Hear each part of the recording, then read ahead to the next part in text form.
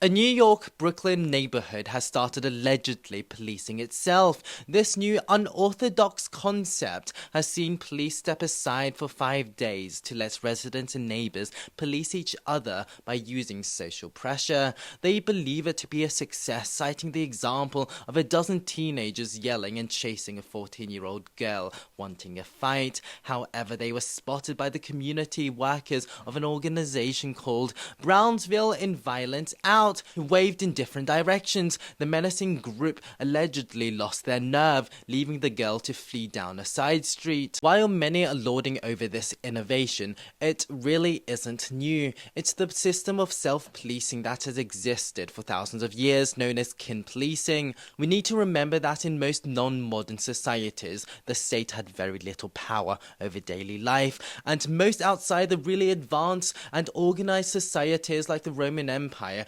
couldn't afford anything resembling a police force, and thus it was down to small village communities and families to police and discipline themselves, often using social stigmas and shaming to keep people in line. People didn't really see themselves as individuals, but rather as part of a collective such as a family or a community, and they really couldn't survive outside of them. This is why social ostracism and exile were such terrible punishments. There was literally nowhere for you to go. Even more sinister, this is the system that sees honor killings happening in remote Indian communities and villages outside the rule of the state. Another problem is kin policing, whether in tribes or villages, really only works best in societies small enough for what Harari and Sapiens called the gossip theory to work, where societies were compact enough for everyone to pretty much know everyone else, and the limit for this is around 100,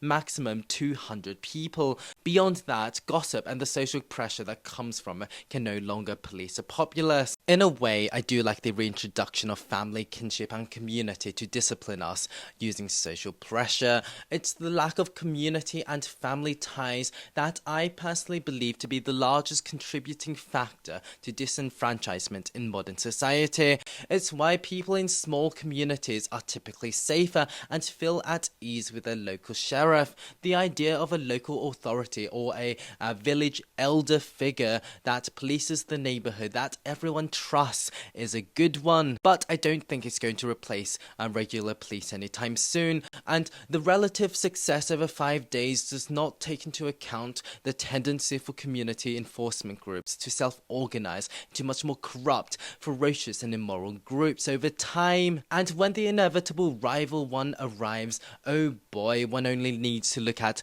the late Roman Republic, Somalia or 1990s Russia to fully understand the dangers of a large policeless society, and in a place where you can easily slip away into the crowd and where you are anonymous due to the sheer mass of humanity like Brooklyn, self-policing can never be a standalone system. Perhaps understanding this, New York Times story even tells us about a beauty salon owner who hides behind the counter, protected by a thick plastic partition. She says, "In this area, nobody feels too safe," and believes the idea of 5 days without police deeply unsettling. So those were my thoughts, but I want to know yours, so let me know in the comments below, and thanks for watching.